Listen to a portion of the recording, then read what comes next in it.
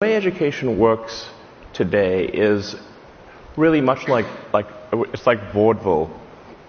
Before there was radio and TV and movies, you had vaudeville, where every town would have their town play, the town troupe, this sort of acting troupe, and that would be kind of that would be the entertainment. So, in a big city, you'd have much better players than, say, in a small city.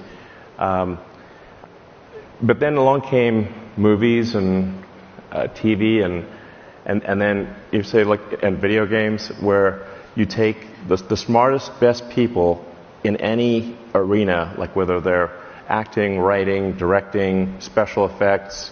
You spend tens of millions, sometimes hundreds of millions of dollars creating a great movie or a great video game, and you make it as compelling as possible. Now that crushes vaudeville. Crushes. Like, imagine you're not in New York. Imagine you're in Bakersfield. Okay? Then you got, instead of Batman being like, the Nolan brothers, it's Batman the Bakersfield sort of acting troupe. It wouldn't be as good. That's how teaching works today. So what you actually want to have is an interactive learning experience that is as compelling as possible, and you do not actually want a teacher in front of a board doing a vaudeville act. You want it to be engaged, real-time feedback. So that's, and then there are a few other principles in teaching. You have to establish relevance. Otherwise, your mind will want to forget things. So our mind is constantly trying to forget as much as possible. So you'll only remember things if your mind can establish relevance, or there's a strong emotional element to it. Otherwise, you're basically going to forget everything.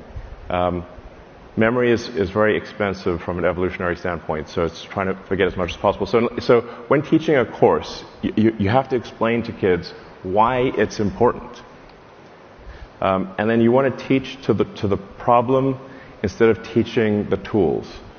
So what I mean by that is, if you said, here's a car engine, we're going to try to understand how this car engine works. We're going to take it apart. So what do we need to do to take it apart? Well, we need a wrench, we need some screwdrivers, we need a hoist and a pulley, and we're going to take it apart and we're going to see how it all works. That's engaging. And along the way, you learn about wrenches and screwdrivers and all the tools that are needed.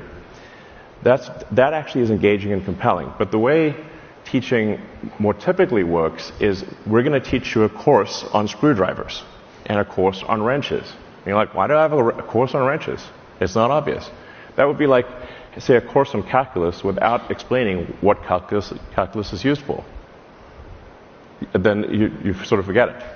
Yeah.